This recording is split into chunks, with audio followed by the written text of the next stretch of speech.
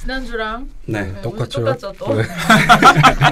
오늘 드디어 저희가 넷플릭스 특집 준비해봤습니다. 아주 핫하죠. 또 킹덤이라는 또 오리지널 드라마가 한국 최초의 넷플릭스 오리지널.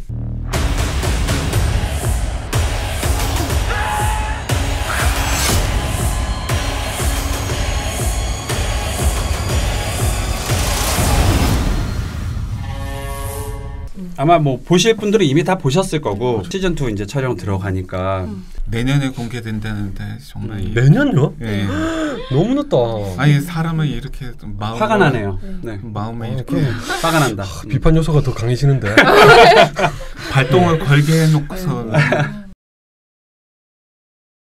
저는 사실 이 얘기를 시작하기에 앞서서 일단 그 김서훈 감독이랑 그다음에 이제 김은희 작가가 현재 우리나라에서 크리에이터들이 보여줄 수 있는 것 중에서 굉장히 상급의 굉장히 고퀄의 작품을 뽑아냈다라는 거를 인정하고 시작을 해야 될 것 같아요. 맞아요. 저도 그건 동의합니다. 그거에 대해서 리스펙트를 하고 그 선상에서 정말 좋은 작품을 만들어줬다는 거에 대해서 솔직히 말하면 뭐 약간 국뽕이긴 하지만 사실 지금 현재 넷플릭스에서 이렇게 터진 한국 콘텐츠는 없었잖아요. 만약에 예를 들어서 중국이나 일본이 이런 류의 고대 시대를 배경으로 한 좀비물을 만약에 넷플릭스에서 성공시켰다면 아마 배가 아파서 잠을 못 잤을 거예요. 그 지점에서 근데 아쉬운 점이 이런 게 있었다라는 얘기를 하는 게 좋을 것 같아요. 그럼 마침 얘기하셨으니까 좋았던 점부터 먼저.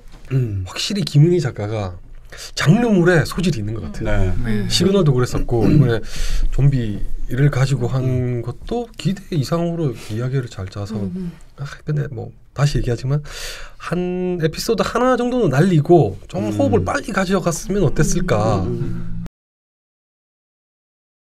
약간 좀 디테일한 얘기를 하자면 오프닝 타이틀을 빼놓을 수가 없어요. 저도 그 너무 인상적이었어요. 일단 시체가 누워 있는데 그 연기가 이렇게 피어오르고 그 다음에 삼배옷이 등장하잖아요. 근데 그 삼배옷이 이렇게 그 뭐라고 해야 되지? 이렇게 접어놓은 그 모습이 마치 저는 뭘 생각했냐면은 아이언맨 슈트가 생각났어요.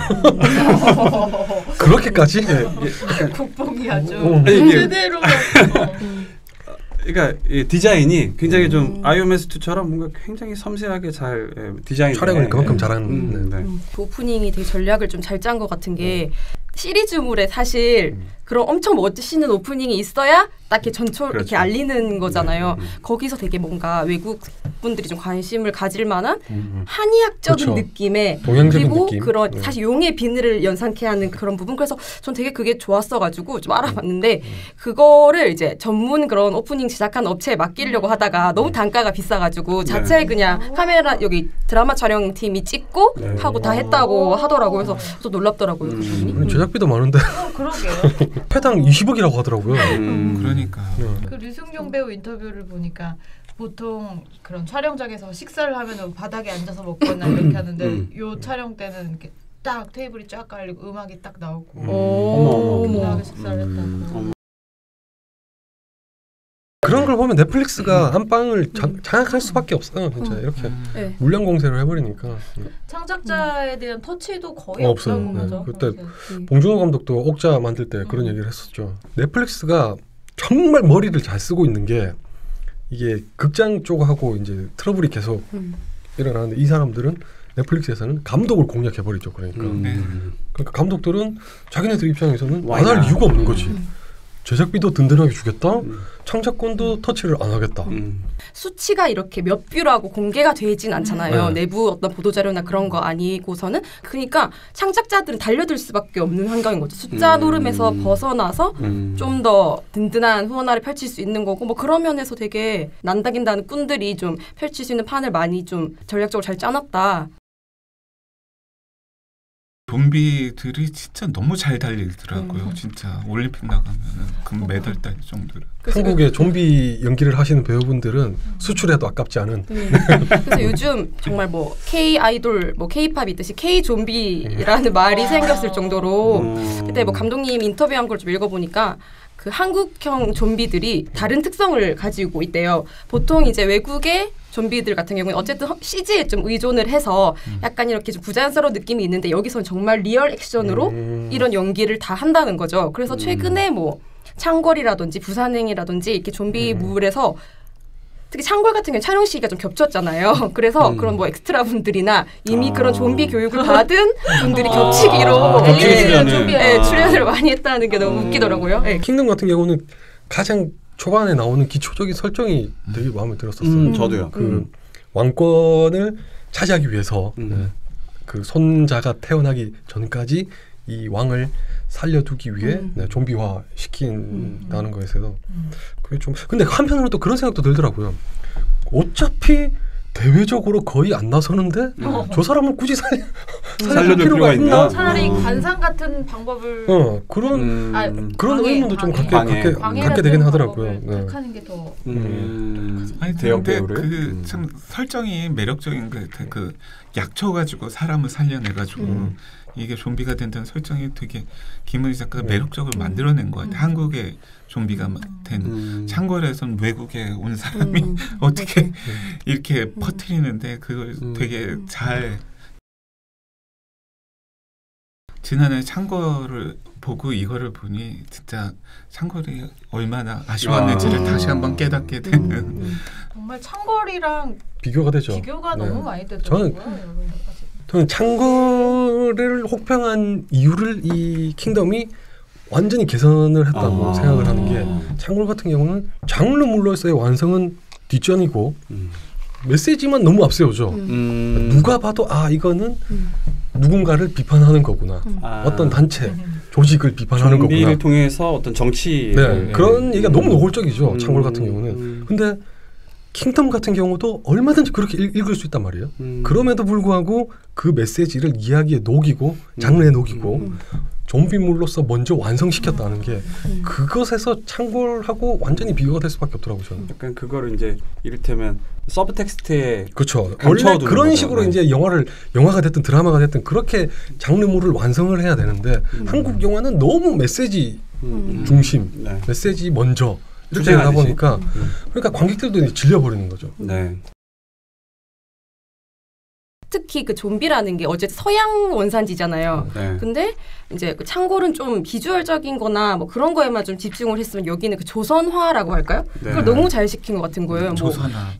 당시 시대상이라든지 이런 걸 통해서 약간 비판적인 의식이라든지 이런 주제 의식이라든지 이런 게 얼마든지 전달이 되죠. 신체 발부, 수지부 뭐 그런 거라든지 꾸역꾸역 자기 아들의 그 좀비가 됐던 말든 시신을 갖고 가는 그런 뭐 노모, 그 좀비 시체들이 막 대청마루 밑에 숨어 이렇게 있는 거거나 이런 너무 한국적인 거에서만 볼 수밖에 없는 장면이잖아요.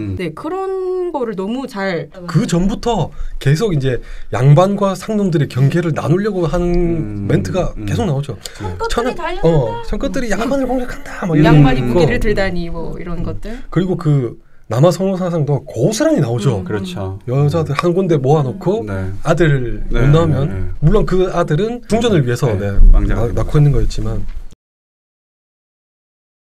이렇게 연기력 논란이 또 뜬금없이 나와가지고 좀 화제를 모았는데 오게티라고 하면은 감독이 연기 이 톤들을 조절을 이렇게 다 이렇게 화합을 시키지 않고 그냥 다 너무 맡겨뒀다 하는 생각이 들어요. 그러니까 다 따져보면 조금씩 튀는 부분들이 있는데 그러니까 주지훈 씨도 어떻게 어떤 분들은 좀 그 연기가 좋긴 하지만 발음도 세고 또 뭐 그렇다고 하는 분도 있고 또 지금 가장 뜨거운 이슈인 중전을 맡은 김혜준 씨도 그렇고 또 한 번도 연기력 논란을 겪어는 배두나가 베테랑 배두나도 그렇고 하는데 이 연기력 논란은 배우들보다 저는 김성훈 감독이 좀 거기 놓치고 간 게 있지 않았나 하는 생각이 들어요. 안 그래도 인터뷰에서 자기 잘못이라고 이렇게 말씀을 하시더라고요.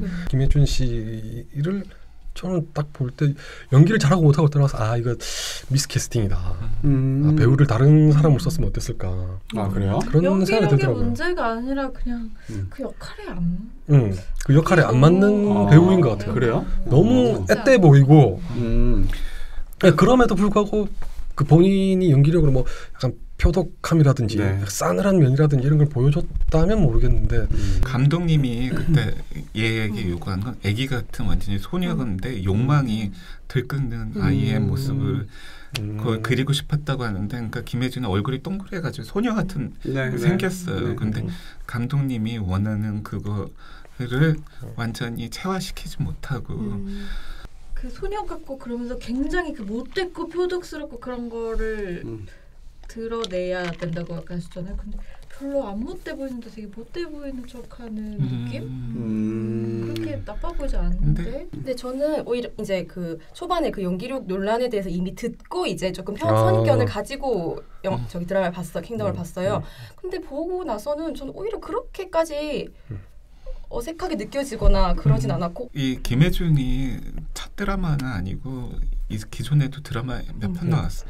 근데 거기서 그렇게 못하지 않았거든요. 네네네. 근데 요번에 좀 일생일대 기회를 잡았는데 여기서 지금 신인 배우라면은 좀 처음부터 끝까지 대본이 얘가 어떻게 변화할 줄 알고 하면서 역할을 만들어 가야 되는데 너무 이렇게 미지수인 상태에서 신인이 하려고 하다 보니까 이 감이 안 잡힌 게 아닌가.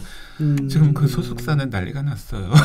전혀 예상을 못했다가 이 반응에 시즌2에서는 김혜준 양이 거의 주연이라고 정도로 지금 비중이 커진다고 하니까 근데 시즌2에서는 충분히 개선될 여지는 있는 배우는 관련을 기다려야겠네요. 충분히 개선될 것 같고요.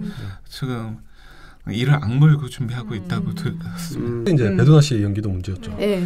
저는 처음 볼 때 분명히 사극인데 현대극을 연기하고 있는 듯한 그런 느낌인 거예요. 그래서 조금 실망스럽다 했었는데 아니나 다를까 그 부분에 대한 문제가 나오더라고요. 제가 뭐 이렇게 방어를 하자 변호를 하자 뭐 이건 아니지만은 우리가 지금 거의 한 반세기 가까이 KBS가 만들어온 정통 사극을 봐왔다 우리가 한번 변화를 시도한 거라고 볼 수 있는 거거든요. 근데 거기에 대해서 그러니까 표현이 발연기라는 표현은 좀 지나치지 않나. 저는 이 영화에서 가장 눈에 띄었던 거는 저는 범죄도시도 봤었는데 이 김성규 씨라는 배우. 그 총 쏘는. 난 저 사람 누군가 했는데. 저도요. 근데 너무 존재감 있고 카리스마 있고 멋있더라고요. 그래서 보자마자 이게 소속사가 어딘가 찾아봤더니 또 역시 사람 엔터테인먼트더라고요. 사람 엔터테인먼트 대표님 리스펙트 할 수밖에 없어요. 어디서 저런 친구들을 다 안 유명했을 때 찾아내가지고 계약을 다 하시더라고요. 사람 엔터 상이에요. 사실 그 사람 때문에 일이 커졌잖아요. 그 캐릭터 맞아. 진짜 인용만 안 먹었어도. 그러니까 우리가 오늘 이렇게 얘기를 하지 못했겠죠. 정말 좋은 배우들이 많았네.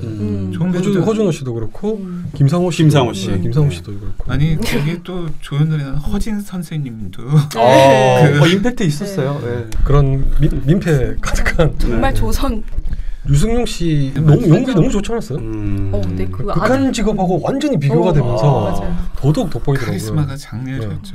특히 그 아들의 얘기가 왔을 때 그 눈이 벌개지면서 죽이겠다고 세자를 그 장면은 근데 전 개인적으로는 약간 왕세자 이창한 캐릭터가 조금 약한 느낌이 없지 않아 들어서 물론 지금까지 이야기 전개상 행동을 하기보단 각성을 하는 단계에서 머물러 문제 상황을 근데 조금 그래도 기대했던 거에 비해서는 매력도가 떨어지는 게 있었어요. 주지훈 팬들은 지금 난리 났던데. 왜요? 너무 멋있다. 근데 그거는 그 장면 멋있는 거 맞죠. 배우 팬이시잖아요. 제가 또 바로 바탕화면 배경을 그걸로 덮어줬죠. 그 장면 너무 멋있던데.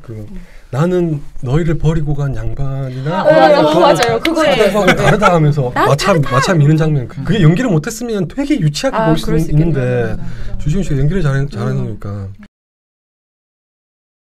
그 킹덤 메인 포스터가 있는데 그 은여가 이렇게 뜯기면서 이렇게 그 표정이 되게 슬퍼 보이거든요. 맞아. 그걸 의도한 건지 모르겠지만 약간 좀비물을 봤을 때는 항상 어쨌든 이 살아있는 인간의 표현을 응원하게 되는데 이건 약간 조금 슬픈 거예요. 그러니까 그 보통 좀비로 변하게 되면 확연한 외적 변화가 보이잖아요. 뭐 외국 좀비물 같은 경우. 근데 여기는 그 조선 백성들이 그 굶어 죽어갈 때나 좀비가 됐을 때나 그 뜯는 모습이 다르지 않은 거예요. 전혀.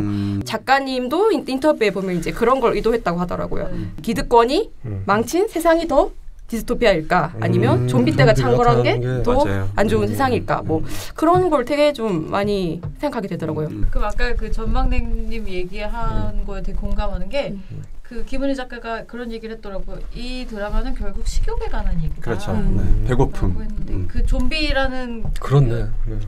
것의 특성 자체도 식욕밖에 없는 네, 그런 네, 상태이기도 한데 실제로 그 조선의 백성들이 그렇게 굶주림에 죽었고 그래서 1화부터 보면 이렇게 먹는 장면이 굉장히 많이 나오잖아요. 양반들이 뭘 이렇게 안 먹고 바닥에 버리면 그걸 되게 막 맛있겠다 하고 보기도 하고 마무리 짓는 시점이 너무 생뚱맞지 않았나. 네. 네. 그거는 사실 예를 들면 그런 거죠. 호빗이 2부가 그 스마우그가 확 날아가면서 끝나잖아요. 그때 요거 무지하게 먹었거든요. 그렇죠. 딱 그런 형식으로 끝을 내버리죠. 그거는 사실 요즘 미국 드라마는 그런 식으로 끝을 안 내요. 미드 같은 경우는 큰일 나죠. 한 시즌을 아예 마무리하고 네. 그 다음 챕터의 이야기를 다음 시즌에서 이어가는데 이거는 막상 야 이게 진짜 시작이다 하는데 끝을 내버리니까 간 보는 느낌도 좀 들고 그러니까 킹덤이란 드라마를 만약에 지금 이 미드로 비교를 하자면은 만약에 왕자의 게임이면은 스타크가 킹스랜딩으로 출발하는 장면 그리고 워킹데드면은 주인공이 말 타고 시내로 들어가는 장면 브레이킹 배드면은 주인공이 마약을 만들기로 결심하는 장면에서 끝나는 거예요. 지금 8회까지로 갈까도 생각은 했는데 6회로 줄였다. 8회까지 갔으면 뭔가 뒤에 좀 더 있었죠. 어디서 끊고 갈지를 되게 고민을 많이 했는데 그 넷플릭스의 요구는 아니고 제작진 본인의 쪽에서 판단으로 이야기를 좀 빼낼 거를 빼내고 네. 8부작으로 갔었어야 돼. 네.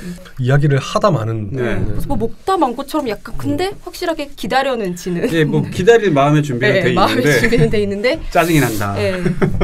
캐릭터들 간의 쫄깃함 같은 건 좀 덜하지 않았나요? 그러니까 예를 들어 아직 얘기가 초반부기 때문에 그냥 다들 평면적으로 이렇게 가다가 뭔가 약간 이제 관계가 있을 수는 있겠지만 허준호가 연기한 안현대감 같은 거 딱 등목이 나올 때 소개가 나올 때 되게 기대를 했단 말이죠. 그렇죠. 저 빌런인 줄 알았어요. 저도요. 막 어떻게 여기까지인가 했는데 아직까지는 그냥 좀 기다려봐야 될 것 같아요. 이제 막 소개가 그러니까 돼버리는 바람에 캐릭터 간의 이 진행은 좀 다음 시즌이 가야지. 저 초반엔 재밌게 봤는데 점점 좀 지루하면서 나중에 좀 꾸역꾸역 보는 감이 있는데 좀 지지부진했죠. 왜 그럴까 생각해봤는데 그게 이제 저는 개인적으로 재밌게 최근에 몇 년 사이에 제일 재밌게 본 좀비물은 만화 I am a hero거든요. 만화방에서 그걸 새벽에 보다가 진짜 깜짝깜짝 놀라면서 봤는데 거기는 지금 현실에서 좀비가 나온 거잖아요. 참고한 거잖아요. 네. 그래서 내가 가는 편이죠.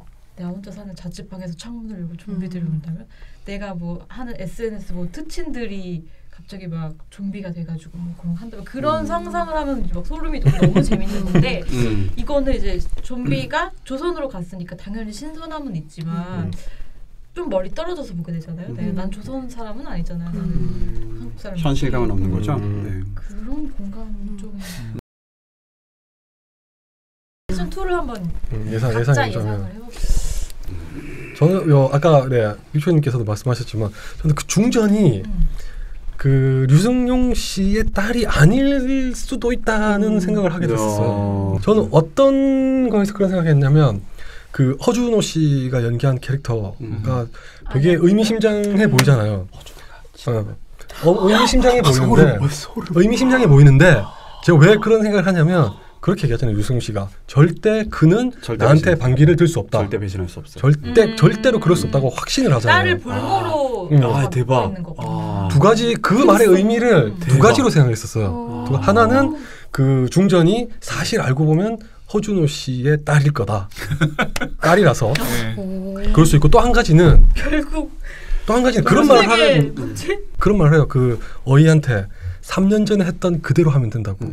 좀비의 비밀을 이미 알고 있는 안현대감이 사실상 그 3년 전에 있었던 일을 허준호 씨가 알고 있었잖아요. 그렇죠. 그렇기 때문에 좀비가 나타났을 때 빠르게 대처할 수 있었고 근데 그 3년 전에 있었던 일이란 게 과연 뭘까라고 생각했을 때 허준호 씨의 어머니가 아닐까. 어머니를 살려뒀던 게 아닐까. 재밌겠다. 3년상을 지금 지내고 있는 상태. 그 장례를 치르는 중이라고 했었잖아요. 그렇다면 그 어머니를 그 생사초로 살렸던 경험을 얘기했던 게 아닐까. 그 복선을 깔아둔 게 아닐까. 라는 그 두 가지 경우일 거라고 생각했었어요. 배에 있던 물건 약탈한 그 마을은 모두 쑥대밭이 될 겁니다. 조만간 좀비로 변해서. 그렇죠. 왜일까요? 그 돼지가 배에 있던 돼지라는 거죠. 그렇죠. 그거를 네. 오래 잡아주더라고요. 그걸 먹으면서 마을 전체가 이제 좀비로 변하지 않을까 하는 그런 생각도 했었고. 뿌락지가 있다고까지도 나오죠. 뿌락지는 뭐 김상우의 김상우 씨가 예. 연기한 캐릭터의 가능성이 가장 높죠. 예. 전 그래서 그 부분에 집중을 했던 게 이제 그 산모들 오갈 데 없는 산모들 모아서 아들이 낳을 때까지 어쨌든 지금 자기 아들을 만들려고 하는 거잖아요. 거기 네. 이제 김상우 씨의 부인이 부인인데 있었죠. 분명히 네. 그녀가 아들을 아들을 낳겠죠. 낳겠죠. 거기서부터 그렇게 되면 김상우가 그걸 왕을 낳은 건가? 그럼 어떻게 볼모로 예. 잡고 있어서 더더욱 뿌락치 역할을 하게 되지 않았을까. 그렇죠. 거기서 일어날 일이. 그래서 시즌 2는 분명히 이제 투 트랙으로 가게 될 것이다.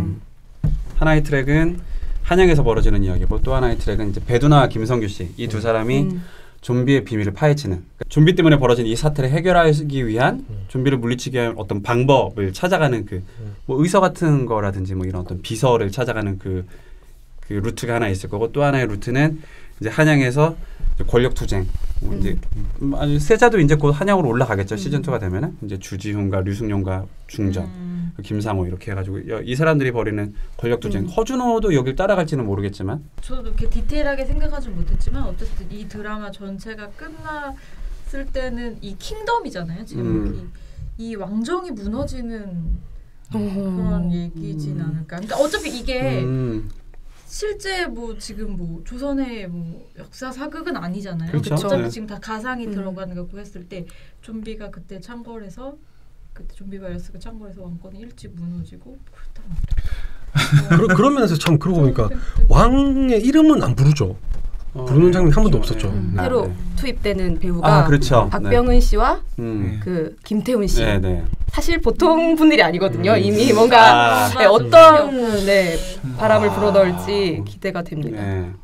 그 킹덤으로 유입층이 많아졌잖아요. 결제가 끝나기 전에 요거는 좀 보고 끝내자 뭐 요런 느낌으로 추천을 하나씩 해보신다면 이것도 보고 싶고 저것도 보고 싶은데 지금 완결은 못하고 보기 시작한 것만 한 7개, 8개가 돼요. 이거 큰일 났어요. 이거 끊을 수는 없을 것 같고 가장 많이 본 거는 지금 너의 모든 것이라는 로맨틱 스릴러인데 이거는 진짜 스토커 얘기예요. 근데 스토커 얘기인데 되게 독특하게 다루더라고. 그러니까 이 스토커가 꽃미남인 거야. 근데 꽃미남인데 얘가 하는 짓이 그렇게 미워 보이지가 않게 그려져. 가시걸의 그 주인공의 댄 역할을 맡은 펜 바글리 그 친구인데 그 친구가 연기를 되게 잘해요. 연기를 잘하고 또 목소리가 사람을 설득시켜. 그러니까 자기의 감정이나 이런 같은 걸 그 좋은 목소리로 얘기하니까 왠지 사람들이 그 미친놈인가 보다. 이해가 막 가게 되는 막 설득이 되게 만드는. 웬만한 거는 이제 다들 아실 테니까 좀 색다른 걸 찾아볼까 해서 선택한 게 다크라고 독일의 드라마인데 복잡하고 머리를 써야 하는 걸 싫어하시는 분들은 질색할 수 있는 드라마인데 질색. 반면에 약간 이제 집중해서 보는 동안에 뭔가 미스테리를 짜맞추는 걸 좋아하시는 분들이라면 되게 좋아하시지 않을까. 약간 시간 여행을 기본으로 다루는 드라마긴 한데 그게 너무 이제 인물들 간의 꼬이고 꼬인 관계라든지 원전에 대한 공포심 같은 게 기반에 깔려 원자력 발전 큰 관련은 없는데 아직 지금까지 밝혀진 걸로는 큰 관련은 없는데 약간 그런 것도 깔려 있는 게 흥미롭더라고요. 왜냐하면 그 독일이 가장 먼저 시행을 했잖아요. 그렇죠. 원전을 폐기하겠다고. 그런 것도 엿볼 수 있는 게 흥미로웠고 조만간 평행우주나 다중우주 같은 걸로까지 확장할 수 있지 않을까 하는 흥미를 갖게 해줘서 저는 넷플릭스의 변화를 보여주는 작품을 하나 인기를 끌었던 내가 사랑했던 모든 남자들에게라는 이거 시리즈물로 나뉘고 오리지널 무비. 사실 그 전에 넷플릭스 이미지가 좀 다크하고 약간 연령대가 조금 높다고 볼 수 있는 그런 작품들이 주였는데 이제 하이틴 10대들을 잡아야 된다는 생각을 이제 하고 나서 되게 신인 배우들을 기용을 해서 이제 만들었던 영화인데 스토리는 뭐 단순한 뻔한 그런 미국식 로맨틱 코미디 얘기인데 되게 반응이 좋았어요. 이게 나오고 나서. 그 드라마에 그 영화에 출연했던 남자 배우 같은 경우도 슈퍼스타가 됐다고. 노아 센티네오라고 거의 넷플릭스의 왕자, 넷플릭스의 아들이라고 불리는 이미 그가 등장한 오리지널 시리즈가 몇 개가 있거든요. 그리고 그게 원래 한국계 미국인 여성의 소설이 원작이에요. 음. 그래서 주인공도 당연히 아시안, 네. 미국의 맞아. 미국인 여자가 등장하는 것 자체가 미국의 하이틴 로맨스에서 볼 수 없었던 처음에 제작할 당시에도 그 여자 주인공을 백인으로 막 각색을 해서 다른 캐스팅을 하자는 얘기가 있었는데 다 반대하다가 네. 이번 제작사 하나만 오케이를 해서 이제 아시안계 여배우를 썼는데 그녀도 되게 스타덤에 올랐던 네. 약간 화제가 많이 됐었죠. 네. 이 네. 영화 같은 경우는 그 뭐 더 이상 이제 무비스타가 되기 위해서 극장에서 상영하는 영화에 출연하지 않아도 넷플릭스가 그걸 대신할 만큼의 파워를 갖게 됐다. 네. 한국에서도 준비하는 게 10대를 하는 드라마 지금 2편 지금 김소연이 주연하는 거랑 그렇죠. 또 하는 진영이 주연하는 네. 그 청소년용 그 드라마가 2편 정가람도 나온다고 하더라고요. 그 사람이 이제 한국의 저- 넷플릭스의 아들. 그냥 정가람이 김소연의 상대역인 거예요. 스탠드업 코미디 많이 보거든요. 아. 그냥 맥주 한 캔 딱 따서 음. 금요일 밤이나 이럴 때 딱 마시면서 딱 한 편 보고 자면은 제일 좋더라고요. 패튼 오스왈트라는 코미디언이 그분 되게 유명한데. 네. 에이전트 오브 실드인가 거기 드라마에도 나왔던 그뭐 스타워즈 팬이기도 음. 하고. 네. 그 코미디언이 있는데 북미 그 쪽에서는 되게 사람의 유명한 분. 웃을 수 있다면이라는 한 2편 정도 있을 거예요. 근데 그중에 웃을 수 있다면이라는 쇼를 봤는데 보고 스탠드업 코미디인데 보다가 눈물을 흘렸어요. 왜냐면 막 이제 재밌는 얘기를 하다가 자기가 거기서 아내가 이제 죽어서 아내를 잃은 그런 이야기들 그 이후에 어떻게 살아가고 있는지를 이야기를 하는데 너무 슬프게 얘기한 것도 아니고 너무 또 장난스럽게 얘기하는 것도 아니고 담담하게 얘기하면서 또 이렇게 웃음이 있어요. 근데 너무 좋더라고요. 그래서 그 별점 매기는 거 있잖아요. 거기서 5개를 줬습니다. 그거 추천드리고 더 크라운이라는 영화도 정말 재밌게 봤거든요. 저는 킹덤은 6편밖에 안 되는데도 한 3, 4편쯤 보면서 엉덩이가 들썩거리고 저 언제 끝나나 했는데 더 크라운은 진짜 순삭 그 열몇 편씩 되는데 정말 엘리자베스 지금, 여왕이 엘리자베스 되게 유명한 제 드라마죠, 일대기를 그것도. 다룬 별나도 괜찮아?